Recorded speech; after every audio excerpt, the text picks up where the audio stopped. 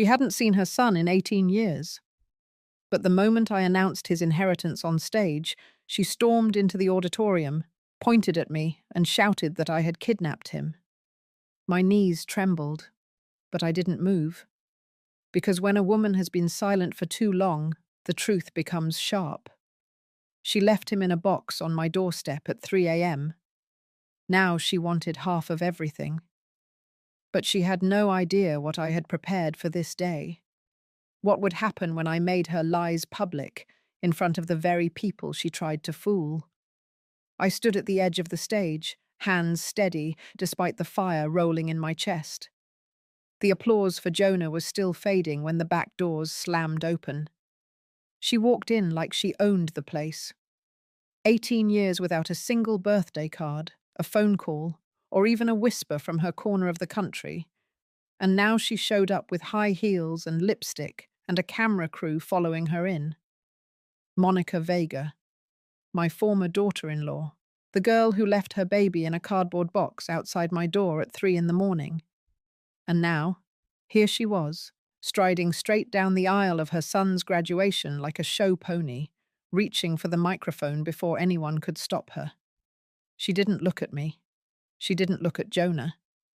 She looked straight into the crowd and said, calm as anything, I have something to say. That woman on stage kidnapped my son. Gasps rippled through the auditorium. Cameras stopped flashing. One of the teachers dropped their clipboard. I didn't flinch. When a woman's been burned for nearly 2 decades and survived, shame loses its sting. Jonah was frozen in his seat. His cap was still tilted on his head, his diploma halfway in his hand. I saw his fingers grip it tighter, his jaw locked. That told me everything. He hadn't known she was coming. She hadn't called. She hadn't asked. She had ambushed him. Just like she had ambushed me 18 years ago. Just like the night she vanished. I stepped up to the microphone. I didn't plan to speak again, but silence is for the weak. And I was not weak anymore. Let me clarify something, I said. That child she abandoned when he was 4 months old has become the young man you see here today. And the only kidnapping that ever happened was the one she did to herself, disappearing without a trace while her baby cried for hours in a house with no formula, no diapers, and no mother. Someone from the audience murmured something, but I kept going. I raised this boy.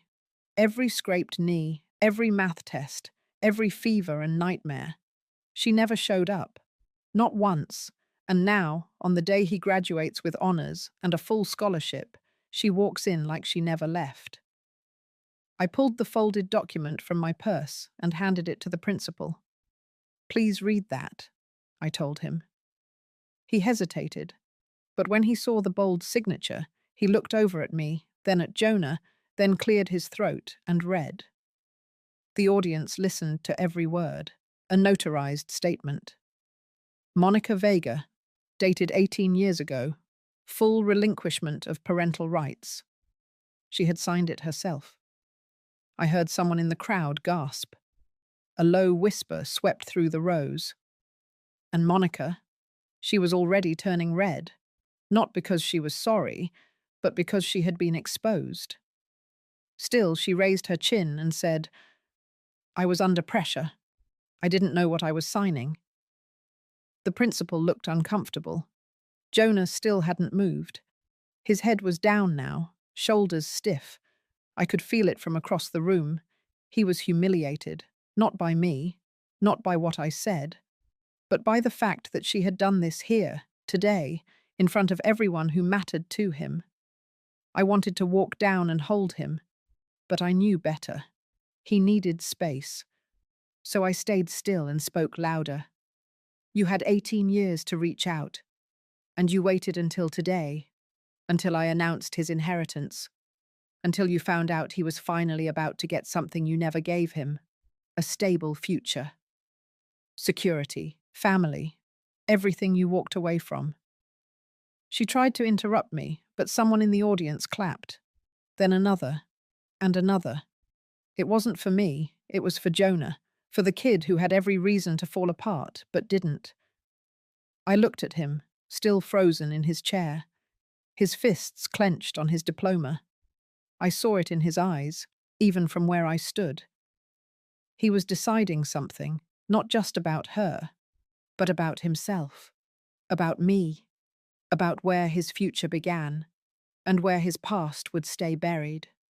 And I'll be honest with you, if you're still listening, at that moment, I didn't know what he would choose, and that terrified me more than anything. But what I did know was this. Monica had just opened a door she wouldn't be able to close, and I had spent 18 years getting ready to walk through it. Because there's a difference between being silent and being weak, and after tonight, she was going to learn that the hard way. Jonah didn't come home that night. I waited until midnight, kept his dinner warm, left the porch light on like I used to when he was 15 and stayed out late studying at the library. But this time, the silence didn't feel like a teenager stretching his wings. It felt like a grown boy being pulled back into something I had spent nearly 2 decades shielding him from. When I finally went to bed, I didn't cry. I didn't panic. I lay there staring at the ceiling, listening to the fan hum like a steady reminder that the house was still here, still safe. That hadn't changed. The next morning I found him sitting on the back steps. He was wearing the same clothes from the night before, his graduation cap tucked under one arm like he couldn't decide whether to throw it away or hold it tighter. I brought him coffee. He didn't speak for a minute, just held the cup and stared out at the fence where he used to practice throwing a baseball against the boards until I begged him to stop cracking the wood. Then he finally said, "I don't know what just happened." I sat beside him. The morning air was still cool, and the ground smelled of dew and rosemary. "You mean last night?" I said. He nodded. "And her. She wasn't even on my mind. Not once. I didn't expect to see her ever again." He rubbed his forehead, like the whole thing had cracked something loose inside him. I didn't say anything, just let him breathe. Then he looked at me. Not like a boy, not like a student, but like a man trying to decide whether to believe in the people around him. "Did you know she was coming?" "No." He nodded again. "I believe you." Then he pulled a folded piece of paper from his jacket pocket. It was creased and smudged at the edges. I recognized the shape of it before he even opened it. "She found me after the ceremony," he said. "Gave me this." He handed it to me. A printout of an email chain, Monica's name on it, a lawyer's name I didn't recognize, and at the bottom, a short note in her handwriting. "Let's talk. I'm ready to be your mother again." I folded it shut. Jonah took the paper back and stared at it. "She wants to meet, just to talk." I said nothing. He went on. "She said she was young, scared. She said she made a mistake, but she wants to be a part of things now." I stood up. The grass hadn't been mowed in a week. The weeds were creeping along the edge of the stepping stones. I made a note to take care of it later. I told him, "You're 18 now. I won't tell you what to do, but I won't pretend this is harmless either." He looked up. "I'm not stupid, Grandma." "No," I said. "You're not, but you've got a soft heart. She knows that." He didn't argue. A few hours later he left, said he needed to think. I let him go. By evening I was already 3 steps ahead. I called Roland. Roland Green was never one for small talk. When he picked up, all he said was, "I saw the clip online." Of course he had. "You still have that paperwork I signed with Monica?" I said. "Every copy." "Good." We set a meeting for the next morning. At his house, he laid out every page like a forensic pathologist laying bare a crime scene. Her signature, her statement, the dates, the notary stamp. It was all clean. Then he leaned back and said, "But if she's coming in through the back door, you'll need more than just paper. You'll need pressure." I already knew what that meant. Later that week, I met with Angela Kim.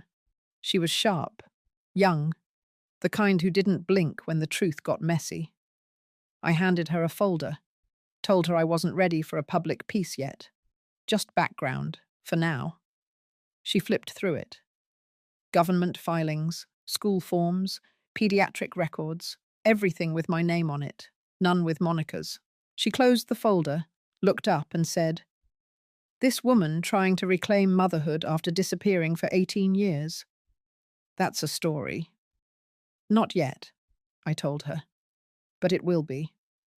I left the cafe with my heart steady, because I wasn't panicking, I wasn't spiraling, I was preparing.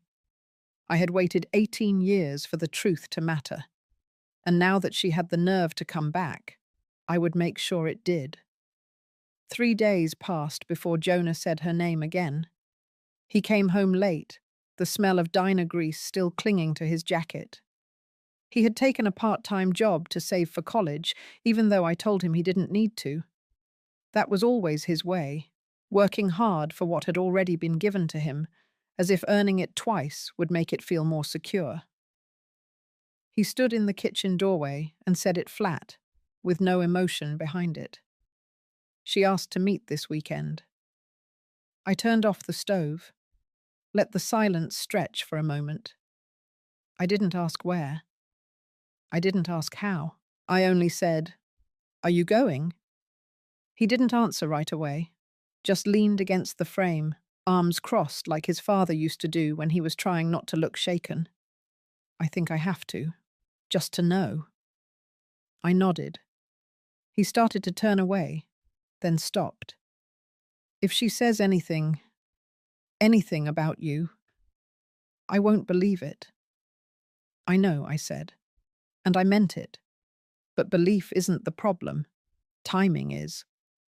And Monica always had perfect timing when it came to disruption. The next morning I was already moving.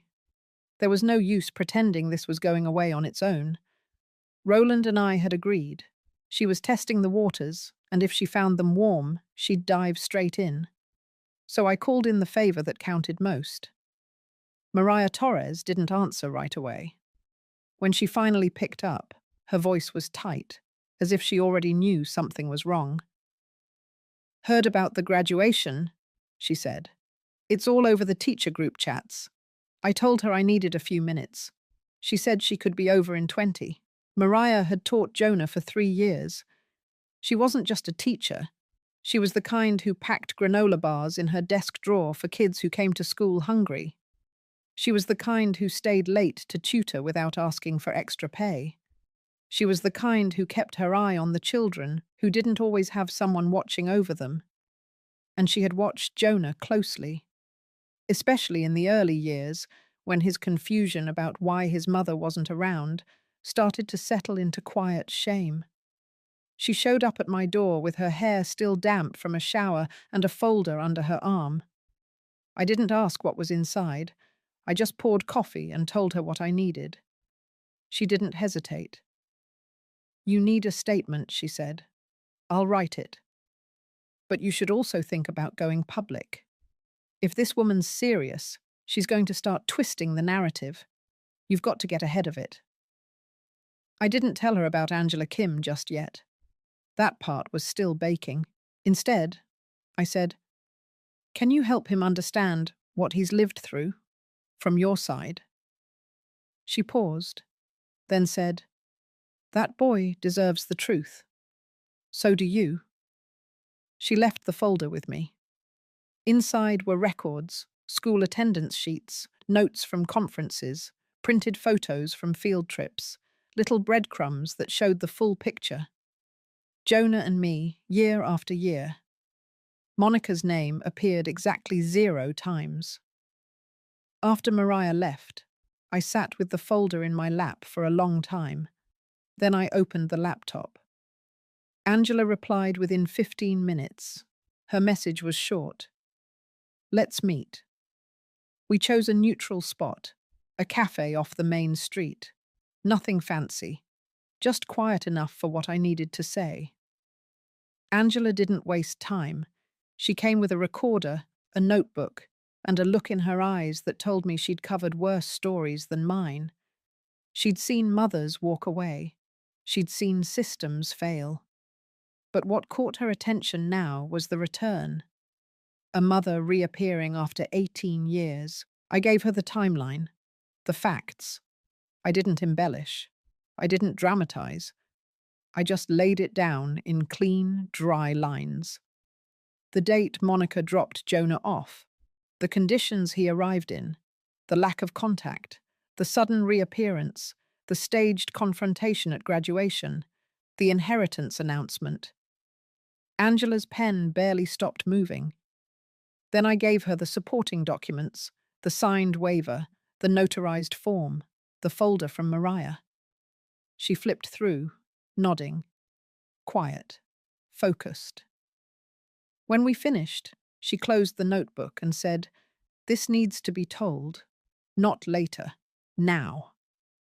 I told her I wasn't ready for a headline, not yet, but I wanted the ground prepared, in case Monica pushed further.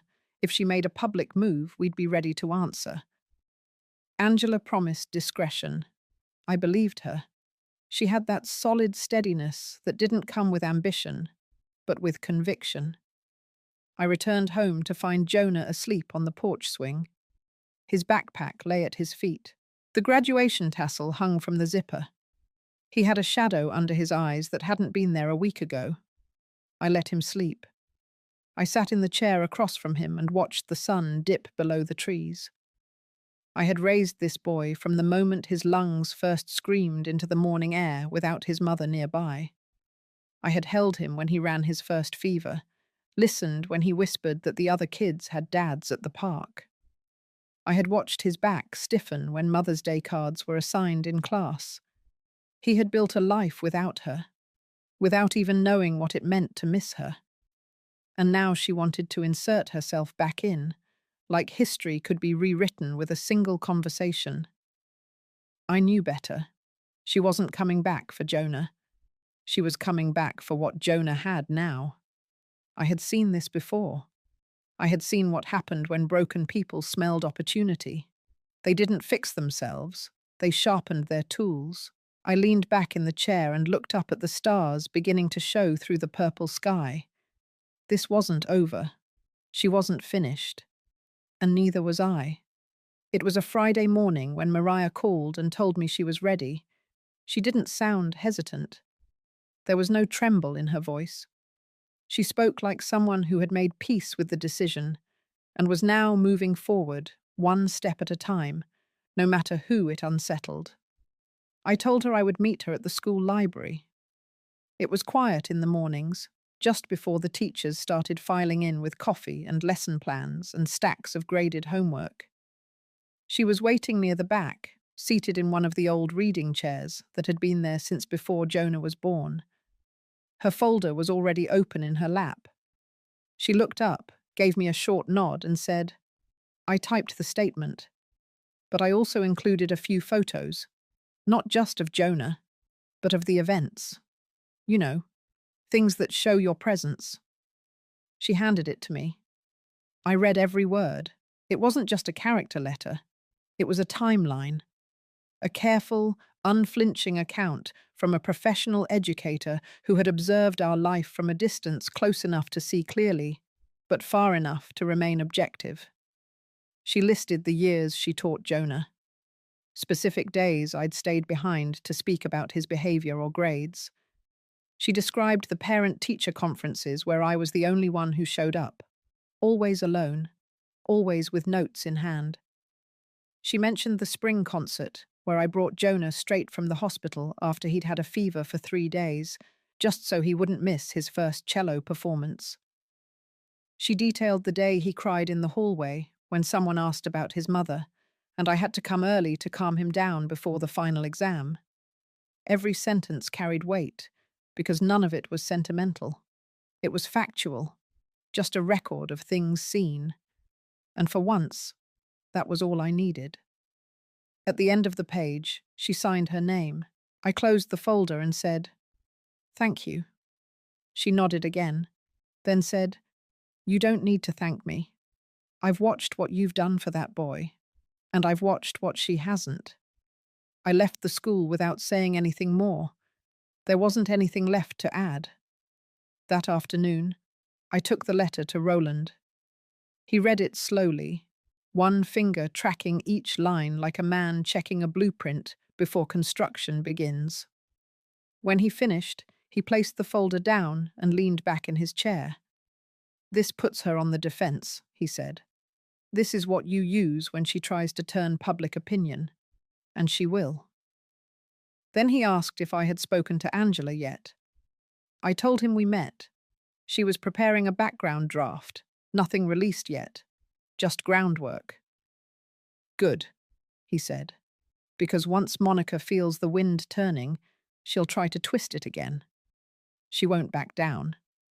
Not at first. I went home before sunset. Jonah's car wasn't in the driveway. I waited in the kitchen until well after dark, sipping tea that had gone cold twice. Around 10, he came in. His face was tight, eyes red but not from crying, just tired. Like whatever had happened drained the last ounce of patience from him. He walked straight to the sink, poured himself a glass of water, then leaned against the counter. "I saw her," he said. I didn't speak. I let him have the space. She took me to this little cafe outside of town, said she wanted to talk without interruptions. I think she thought I would be excited. I nodded, letting him go on. She told me how much she regretted things, said she was young, said no one helped her. Then she said something about wishing we could start fresh. His voice faltered a little there, but he kept going. Then she mentioned the house, the money, said she was glad I'd have a future, that she hoped I'd remember who brought me into this world. He looked down at his hands. His knuckles were white. I asked her why she really came back. She didn't answer, just smiled. That same smile from the graduation stage, the one that makes your skin go cold. He looked up. I told her not to contact me again. Then I walked out. For the first time in a while, I didn't feel the need to breathe for him. He had done it himself. He reached into his jacket and pulled out a necklace. Just a cheap one. A metal chain with a small charm, the kind of thing you find in tourist shops. She gave this to me, said she bought it the year I was born and kept it all these years. He placed it on the table between us. "I don't want it," he said. I picked it up. It was warm from his skin, light, hollow. I didn't say anything. Instead, I took it, walked to the sink, and dropped it in the drawer under the cleaning supplies. Not trash, not kept, just away. Jonah sat down across from me. He looked older than he had last week, not in the way lines form on a face, but in the way silence settles in the shoulders. We didn't talk more that night, but when he hugged me before bed, it was tighter than usual. Less about comfort, more about certainty. The next morning, I called Angela. I told her it was time. No delays, no more waiting. We agreed to publish the article in 2 days. Mariah's letter would be quoted, my statement would be included. Photos, records, all of it. She asked if I was sure. I told her I was. This wasn't about revenge. This was about documentation, about not letting the past rewrite itself into a softer version just because someone finally felt like returning. And once it was out there, Monica would have no stage left to stand on. Not in this town, not in this story. She had chosen the public path when she shouted her lie into a microphone. Now she would get to walk that path all the way through, with the truth catching up behind her, step for step. The article went live on a quiet Sunday morning. There was no announcement, no headline in flashing lights. Just a single post on the front page of the community news site. No dramatic image. Just a photo of Jonah from his school's awards ceremony last spring, standing between me and his principal. He was smiling, not because he was told to, but because in that moment he was proud. The title read, simple and clean, 18 years without a word, the grandmother who raised him. Angela had written it with precision. She laid out the facts. She quoted Mariah's letter in full. She listed the legal filings, the timelines, the lack of contact, the day Monica appeared on stage. And she left room for readers to feel what they needed to feel, without telling them what to think. It was the kind of article that didn't make people argue. It made them quiet. By noon, it had spread through the school district. By evening, it was being shared on the regional news aggregator. And by Monday, Monica's name wasn't just whispered. It was spoken aloud, without hesitation. I didn't post anything. I didn't comment. I didn't check reactions or read every thread. I didn't need to. Jonah came home from work that night with his phone buzzing non-stop. He set it face down on the counter and said, "It's everywhere." I said nothing. "She sent a message," he added. I looked at him. He kept his eyes low. She said she didn't expect me to take sides, that she understands how hard this must be for me. Then she said she forgives me. I blinked once. Jonah scoffed, more bitter than angry. I didn't ask for forgiveness. I asked her to leave me alone. He turned away, but I could feel it in his posture. He was done waiting for her to grow into the mother he had never had. He finally saw her as she was, not as he had once hoped she might become. And once that illusion broke, there was no putting it back together. 2 days later, the phone rang at 6:45 in the morning. The name on the screen read, Angela. I picked up. She sounded calm, firm. "You should know," she said. Her lawyer contacted the paper. I asked what kind of contact. She said the words carefully. They claimed defamation, requested a retraction. I didn't speak. Angela added, "We're not taking it down. Everything is backed by documented sources. But it tells me she's rattled. And rattled people don't stop. They shift tactics."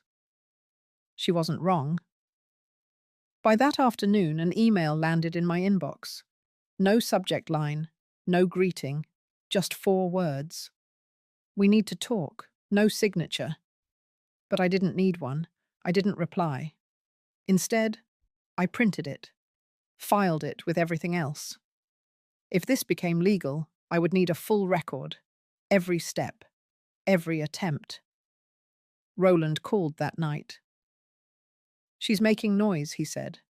"Threats, mostly, but nothing that holds water. Still, I think it's time we talk next moves." I told him I was ready. We set a meeting for Friday. But Thursday came with something unexpected. Jonah had just left for a shift. I was standing in the backyard, watching 2 squirrels chase each other along the fence line, when a car I didn't recognize pulled into the driveway. I walked around the side just as Monica stepped out. She was dressed clean, nothing flashy. No heels, no lipstick. Just a plain blouse and dark jeans. But the look in her eyes hadn't changed. Still measured, still watching, still calculating. She didn't speak right away. Neither did I. Finally, she said, "You're destroying my life." I crossed my arms. "You think this is justice," she continued. "But it's just revenge. You've turned my son against me." He turned on his own. "You gave him the reason." Her mouth tightened. "I came back because I wanted to fix things." "No. You came back because he was about to inherit. Because you thought there might still be a way to claim something that was never yours." She stepped closer. Her voice dropped. "I don't care about the money. Then walk away. You think I haven't lost enough? I stared at her. You lost him the day you left him on my porch and never looked back. You lost the right to speak as if we were equals the day you waited 18 years and still didn't come to apologize. You lost the benefit of doubt when you made this public before you made it honest. Monica opened her mouth again, but nothing came. For a moment, I almost believed there was something behind her silence. Regret, shame, clarity. But it passed. Her jaw set. Her eyes went cold. You'll regret this, she said. I already did. Years ago, when I believed you might come back as something better. Now I don't expect anything at all. She walked away without another word. I watched the car drive off until it disappeared down the street. I stood there for a long while, let the breeze push past my sleeves, let the weight of the moment sink into my skin like sun after a storm. That night, Jonah came home and asked if anything happened. I told him she came by. He nodded once, then said nothing more. He didn't ask what she said. He didn't press for details, because he didn't need them. Whatever thread had connected him to her had finally snapped, not with violence, not with shouting, just with time, truth, and the steady unraveling of a lie that had outlived its silence. The day after Monica showed up unannounced, things began to shift. It wasn't loud. It wasn't dramatic. It was quieter than I expected.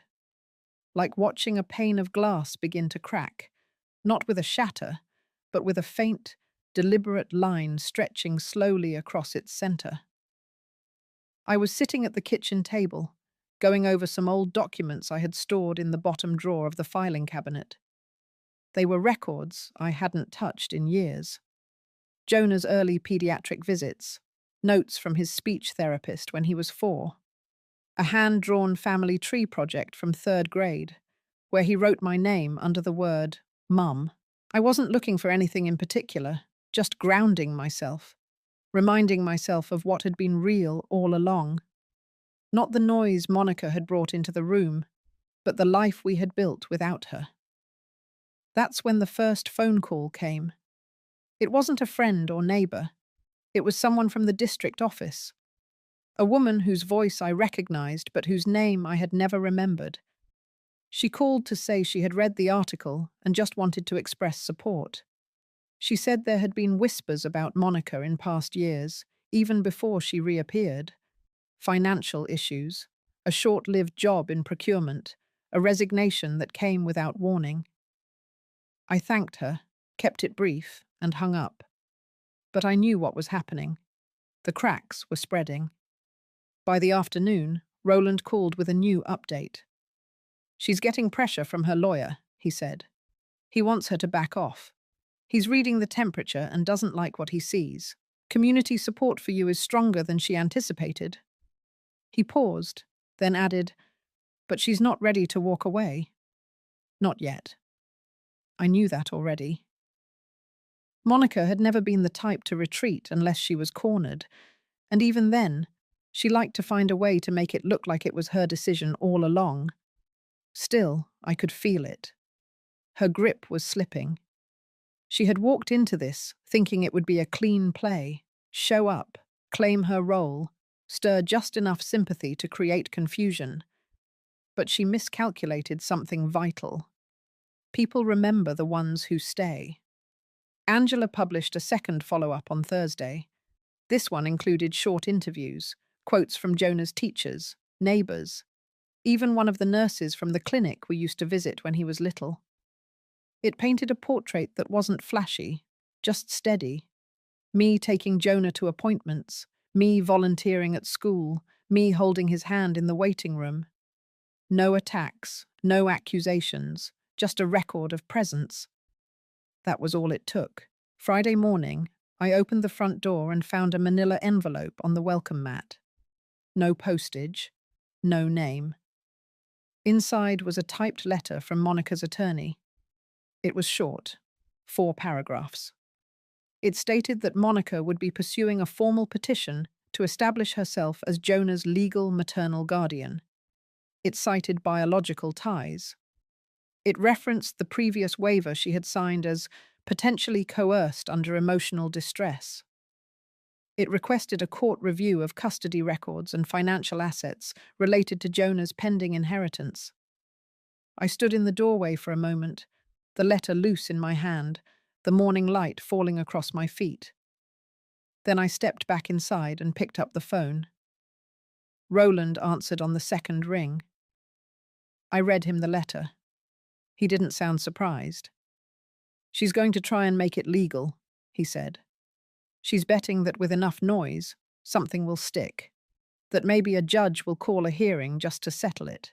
And in that room, she thinks she can play victim." "Can she?"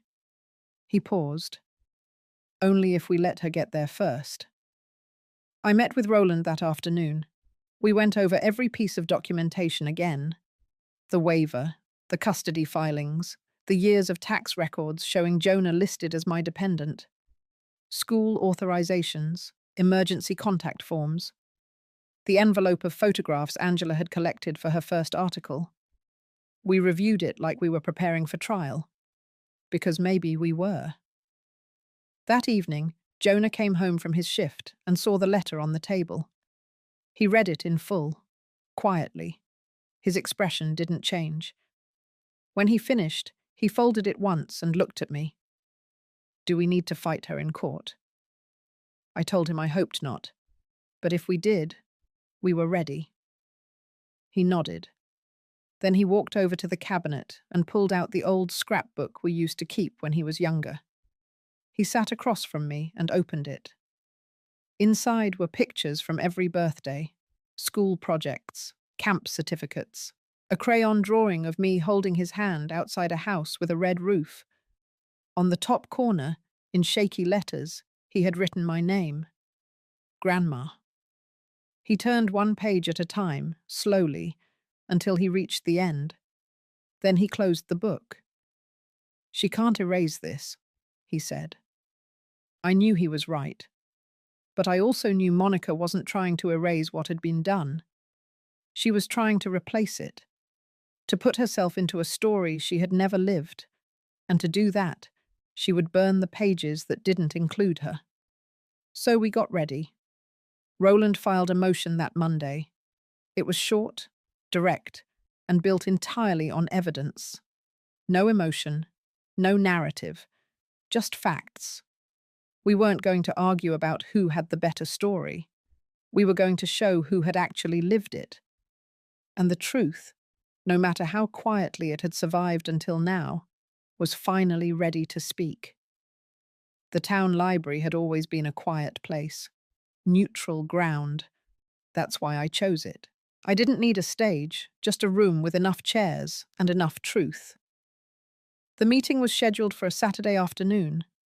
I reserved the small event room in the back, the one with beige walls and too much fluorescent light. No microphones, no podium, just a row of folding chairs and a long table I covered with a plain white cloth. I didn't advertise the meeting. I didn't invite everyone. I asked only for those who had lived close enough to know, the ones who had seen Jonah grow up, the ones who had watched him walk to school in the rain, who had seen him mowing lawns in the summer, who had bought raffle tickets when he sold them for science club. They showed up, one by one. Mariah came with a copy of her statement in hand. She wore her school badge clipped to her shirt. She didn't say much, but the way she greeted Jonah with a soft hand on his shoulder said more than enough. Angela sat in the back, notepad in her lap. She wasn't there to lead. She was there to listen.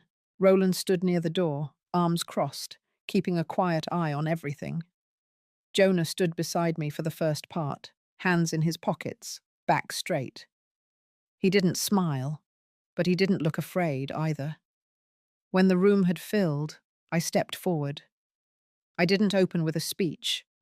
I didn't thank them for coming. I simply told the truth. I spoke of the morning Monica left Jonah on my porch, of the years after. of the papers she signed, of the birthdays missed and the graduations she never asked about. I described the scraped knees, the broken arm, the homework battles, and the long nights sitting by his bed during thunderstorms. Then I opened the folders on the table. I passed around copies of school authorizations, letters from teachers, photographs from every year. Each one showed the same pattern: me, Jonah, and a gap where she should have been. Mariah stepped up next. She read her statement clearly. Her voice didn't shake. She ended by saying, "He never once mentioned her, not in anger, not in longing, just silence, because that was all he had ever been given." After that, Roland stood and gave a short legal explanation of Monica's signed waiver. He didn't editorialize. He just stated what had been filed, when, and by whom. Angela said nothing. She kept taking notes. By the end, no one in the room had asked for anything more. They had heard enough. But then the door opened. Monica walked in like she hadn't caused the fracture in the first place, like she belonged there. She wore a soft blue blouse, understated jewelry, her hair pulled back like she was trying to appear smaller, less threatening. She looked around and spoke to the room like we were in a church, not a public building. She said she came to speak her truth. She said she had made mistakes, that she had suffered, that she was being misrepresented. She said she had every right to seek reconnection, that she deserved forgiveness, that no one should judge her for what they hadn't lived through. I didn't interrupt her. No one did. When she was done, she looked at Jonah. She called him son. He didn't move. Then I stood and walked back to the front. I didn't address her directly. I spoke to the room. I said that forgiveness does not erase consequences, that showing up late doesn't mean you still get to take the seat you abandoned, that claiming motherhood requires more than biology. I said it calmly, slowly, and then I sat down. Jonah didn't speak. He didn't have to. After a long pause, Monica turned and walked out. This time, she didn't slam the door. She didn't look back. When the room emptied, Jonah stayed behind. He helped me pack the folders. He folded the tablecloth. He stacked chairs. When everything was done, we walked out together. On the way home, he didn't say anything until we reached the stoplight near the gas station where he used to beg me for bubble gum. He looked straight ahead and said, "I feel like I can breathe." That night, I received an email from Angela. Her article would run in the morning. This one would have a title with weight.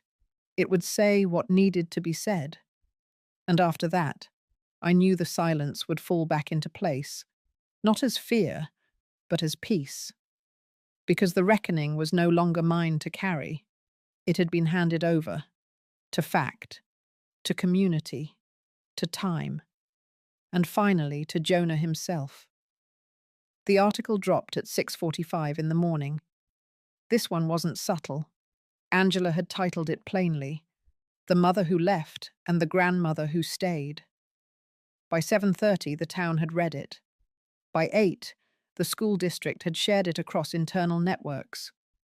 By 9, the city's morning radio station had mentioned it in their news brief. Angela had done what she promised. She didn't embellish. She didn't twist. But she didn't hold back either. She quoted Monica directly from the meeting at the library. She included photographs from the last 18 years. She embedded legal documents with clear timestamps and signatures. She interviewed neighbors, teachers, and former co-workers. The story was clean and complete. It didn't argue. It revealed. I sat at the kitchen table with a mug of coffee, the laptop open in front of me, and I read it once. Then I closed the lid. I didn't need to see the comments. I didn't need to measure the reaction. The truth had been released. And now it would do what the truth always does. It would land where it needed to, fall apart what needed to be broken, and protect what had already withstood too much. Around noon, Roland called. He didn't say hello. He just said, "She's been served." I asked if it came from the state or the local authorities. Both. He explained that based on the details included in the article and the investigation Angela had prompted with her reporting, the fraud division had picked up the case. Monica had applied for housing and medical benefits over the years, using Jonah's name. She had claimed him as a dependent for several years after she had already signed away her rights. The numbers weren't huge, but they were just high enough to trigger criminal scrutiny. I didn't speak. I waited. He went on.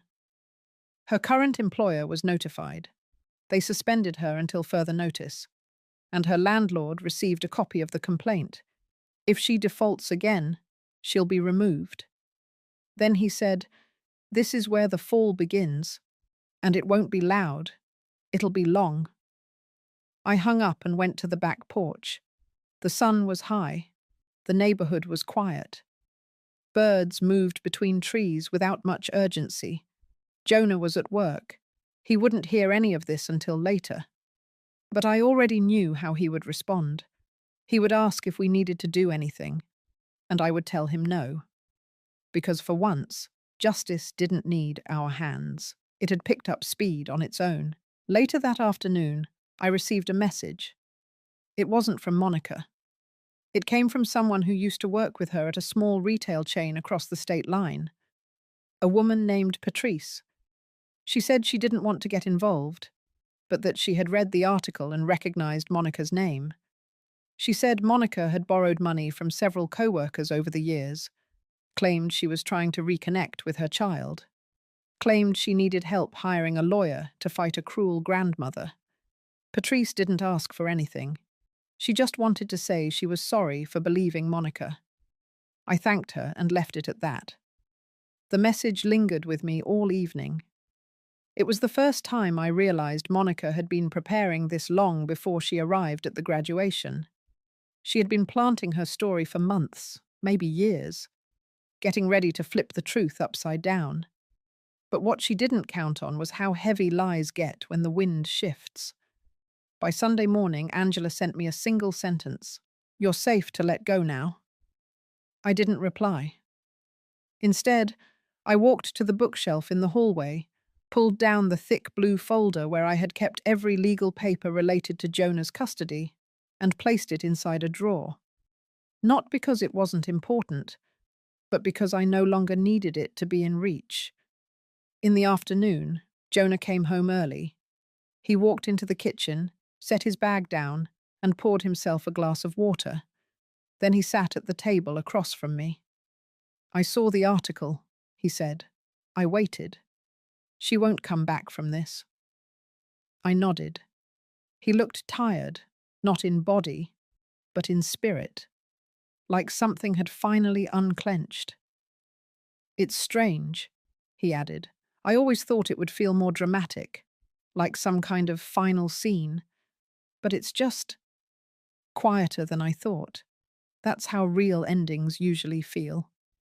He nodded. Then he said, "I'm not angry at her anymore." That surprised me. Not because I wanted him to stay angry, but because I had lived with my own bitterness for so long that I had forgotten what it looked like to release it early, to let it pass through you instead of letting it build a home. He looked at me again, not with pain, just clarity. "I know who raised me." That night, after he went to bed, I sat on the porch and thought about what it meant to finally exhale. For 18 years, I had carried the weight of a silence that didn't belong to me. Monica left, and I had filled in the absence, not just with food and clothing and rides to school, but with my very self, my time, my identity. I had become what she discarded. Now, standing here at the edge of her unraveling, I didn't feel victorious. I felt still. The storm had passed, and all that remained was the clean air after. No vengeance, no fire, just space. And maybe, somewhere in that space, Something new would begin, not for her, but for us, for me, and for the boy I raised into a man. The week after the article, I waited. Not for Monica, not for the public's reaction. That had already taken its course. What I waited for was the silence, the real kind, the one that settles in once the noise burns out and the smoke stops rising. That silence, I had learned, told more truth than any headline. By Tuesday, Roland confirmed that Monica's petition had been withdrawn. No public statement, no apology, just paperwork signed and delivered by her attorney. The same man who once sent threats now sent formal closure. He called it a resolution. I didn't. Resolution suggests both parties walk away on equal terms. This wasn't that. This was the quiet collapsing of a false claim. It was an exit with the door gently closed, not slammed, because the hinges were already loose. Still, when I got the official word, I stood in the living room, holding the notice, and let myself sit down for the first time in days. Not just physically, fully, like my body could finally stop leaning forward, waiting for the next hit. There would be no more documents, no hearings, no attorneys waiting on the other end of a phone. I was done. Jonah came home that evening with a box in his hands. He had cleared out his locker at the restaurant. He said they were letting staff go for the season. Fewer shifts, less traffic now that summer was winding down. I offered him dinner. He said he'd already eaten. Then he placed a sealed envelope on the table. From her, he said. He didn't open it. He didn't plan to. I didn't ask why he kept it. Maybe part of him needed to hold the last attempt she made before stepping away. Or maybe he needed to see that it no longer had power. I left it untouched. The next morning, I opened the hallway closet and started sorting. It had been years since I'd gone through those boxes. Some were full of old bills. Others held Jonah's school artwork. A few still smelled faintly of baby powder. I found a onesie from when he was just over a year old, tucked next to a blanket I used to keep in the car. None of it made me cry. There was no wave of nostalgia, no sting of regret. There was just the recognition that we had been through something. And somehow, despite every bend in the road, we had made it here. Together. That evening, I lit a candle and sat outside. It had rained earlier. The yard smelled clean. The air had cooled. It felt like something was ready to end. Not painfully, just honestly. Jonah came out with 2 mugs of tea. He handed me one and sat down across from me. I asked if he was tired. He said no. Then he said, "I've been thinking about the house." I waited. He looked at me, not searching for permission, just sharing. "I don't think I want to keep it here," he said. "Not forever. Not after college." I nodded. He added, "It holds everything, but maybe too much." I understood. Memory is a heavy tenant. Sometimes it overstays, even when it was invited in with love. He said, "I want to build something that doesn't start with a scar." That stayed with me. Not because it hurt, but because it was true. I didn't raise him to stay trapped inside my version of the story. I raised him so he could write his own. Later that week, he began organizing his things.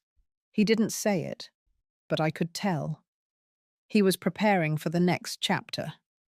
College, a different city, a new rhythm.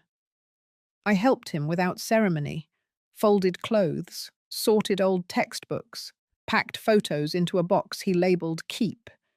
Then he handed me one item I didn't expect. It was a printed copy of the article Angela had written. The second one. He had highlighted a paragraph. It was the part where she wrote, "The woman who stood for him, every year, every season, was never announced, never honored. But she held the weight until he could stand for himself." He didn't say anything. He just folded the page, placed it inside a frame, and handed it to me. "For your shelf," he said. I didn't cry, but something inside me settled, something that had been restless for a long, long time. Because that paragraph was more than words. It was the quiet answer to every time I had wondered if it mattered, if it showed, if the small things, the unnoticed things, had ever really meant anything. Now I knew. The fire had passed, the ashes had cooled, and in the space left behind, something softer began to take shape. Not revenge, not triumph, just peace. And peace, I had learned, doesn't come loudly. It comes when you are no longer fighting to prove what was already true, when you are finally free to stop surviving and start simply being. And that, after all these years, was more than enough. It was mid-August when the letter came. Not from Monica this time, not from her attorney or the county clerk. This letter arrived by standard mail, no return address, just my name written carefully on the envelope. The handwriting was familiar, not rushed, not neat either, like someone trying too hard to be calm. I knew before I opened it. I sat at the dining table with the afternoon light falling through the window. The house was still. Jonah had left for a campus orientation that morning, and the silence that followed him had a different texture now. Not heavy, just new. I unfolded the letter and read it once, slowly. Monica had written 5 paragraphs. She said she wasn't proud of what she had done. She said the articles had exposed more than just her lies. They had exposed who she had become, or maybe who she had always been. She didn't ask for forgiveness, not directly, but she hinted at it. She said she had started therapy, that she was living in a smaller place now, that the investigation was still open, but her lawyer believed it might not go to trial. She wrote that she missed him, that she still called him her son, even if he no longer called her anything at all. And at the very end, she asked if she could speak with me. Just once. Not for reconciliation, not for resolution, just to say what needed to be said. I placed the letter back in the envelope and slid it into the drawer with the rest. Then I waited. 3 days later, I drove to the coffee shop where we used to meet when Jonah was still a toddler, and I had to bring him along in a stroller. The place hadn't changed much. Same wooden booths, same chalkboard menu, same chipped mugs and slow service. I chose a corner seat by the window. She arrived on time. Her clothes were simple, her hair pulled back, no jewelry, no dramatic entrance, just a woman walking through the door with her shoulders too straight for someone truly humbled. She didn't sit right away. When she did, she didn't meet my eyes. The silence between us stretched. Not awkward, just unfamiliar. Finally, she spoke. She said she wasn't expecting me to reply, that she had written the letter more for herself than for me. But when I showed up, she realized she didn't know what to do with that grace. I told her to speak, and I would listen. Nothing more. She nodded. She began with Jonah.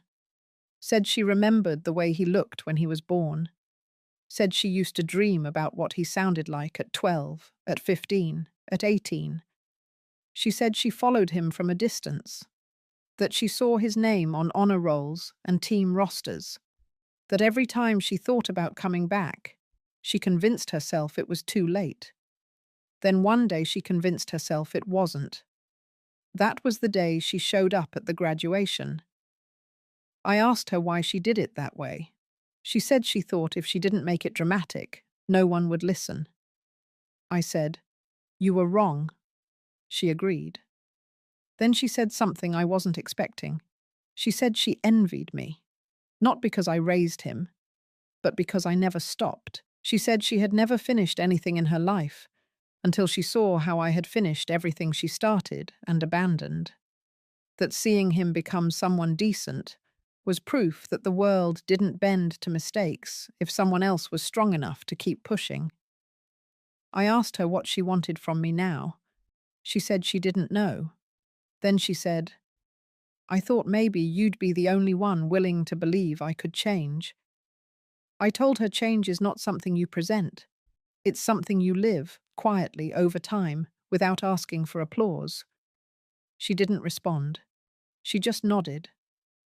After a moment, she asked if I hated her. I told her I did, for a long time. But that hate had turned into something else. Not forgiveness, not even indifference, just distance, the kind that holds the past where it belongs. Then she asked the only thing that caught me off guard. She said, if he ever does want to speak to me, will you tell him I'm still here? I looked at her for a long time. Then I said, if that day comes, it won't be because of me. It will be because of who he has chosen to become. She didn't cry. She didn't plead. She simply said, I understand. She stood, left enough cash on the table for her coffee, and walked out without saying goodbye. I stayed a while longer. I watched the cars pass outside the window, people coming and going from the bookstore across the street. No one knew what had just been spoken in that quiet corner booth, and they didn't need to. That conversation wasn't for public record. It wasn't revenge or closure or even redemption. It was a final line being drawn between two lives that once intersected through a child neither of us truly deserved at the beginning. But one of us stayed, and one of us didn't. That was never going to be erased. But from that day on, I knew I didn't need to carry the rest of her story anymore. It belonged to her. And now, finally, it would stay there. The first time Jonah ever stood behind a microphone, he was 7 years old, holding a paper sunflower he had made in class for Grandparents' Day. That day, he had shyly thanked me for being both grandma and mum. I never forgot his voice trembling through that small act of love. Now, at 25, he stood behind a different microphone, in front of a sea of suits and cameras, at the press conference we never thought we would hold. I had been quiet about the estate for years. No interviews, no public donations in my name, no stories in the newspaper. It wasn't secrecy. It was safety. But after what Monica had tried to do, again, we had to make some things unshakably clear. The event was held at the community hall. Jonah had chosen the place himself. Not too grand, not too small. The kind of space that made people feel seen, not out of place. We set up simple white chairs, local reporters, a few non-profit leaders, and, to Jonah's request, a live stream for his former classmates, mentors, and friends who couldn't be there in person. He opened with grace. He thanked the crowd for coming. Then he said, in his calm, assured voice, that he was no longer just someone's son or someone's grandson. He was a man who had been raised with the truth, and he intended to live by it. Then he handed me the folder. I stepped forward and opened the documents I had prepared. They were not contracts. They were not lawsuits. They were legacy statements. I read aloud the key facts. That Monica had willingly surrendered parental rights in the winter of 2006, notarized and legally bound. That I had full guardianship for the entirety of Jonah's childhood. That she had no legal or financial ties to the home, the trust, or the inheritance she had tried to stake a claim to. And finally, that a new trust had been established in Jonah's name, one that could not be challenged by anyone, without documented familial contribution and consent. There were no applause, just silence. That kind of silence where people take in the weight of what they're hearing, the kind that stays with you. I closed the folder and stepped aside. Jonah wasn't finished. He took the microphone again and said something I hadn't expected. He spoke not just about his past, but about the future. He said the trust would be used, in part, to establish a foundation. not just in my name, but in honor of women like me, grandmothers, aunts, foster mothers, caregivers who had stepped into the gap and never asked to be called heroes. He called it the Haven Line, a support system for intergenerational guardians raising children left behind. He didn't look at me while saying it, but I felt his words land like an anchor in my chest. For the first time in my life, I felt legacy not as something you receive, but something you leave behind, on purpose. The reporters asked questions after. I let Jonah handle them, calm, clear, unshaken. The young man who once couldn't sleep unless I hummed beside his bed now stood answering national journalists with poise. That boy was gone. This man had taken his place. Later that evening, we returned home. There was a stillness to the house that didn't feel heavy anymore. We made tea. I sat in the armchair. He sprawled across the couch, tired but relieved. I asked him if he felt like it was over now. He didn't answer right away. He sipped his tea, looked out the window. Then he said, "Not really." He said he didn't think something like that ever fully ended, that the damage done by abandonment wasn't a chapter you closed. It was a scar you grew around. But then he smiled, softly. He said, "Maybe now we're growing something over it." I looked at him.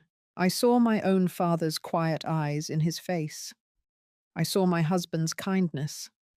And most painfully, I saw a little of Monica's fierceness too, what it could have been, had it not turned bitter. I said, "You've done more than grow. You've built." He nodded. The next day, we mailed the final packet to the court.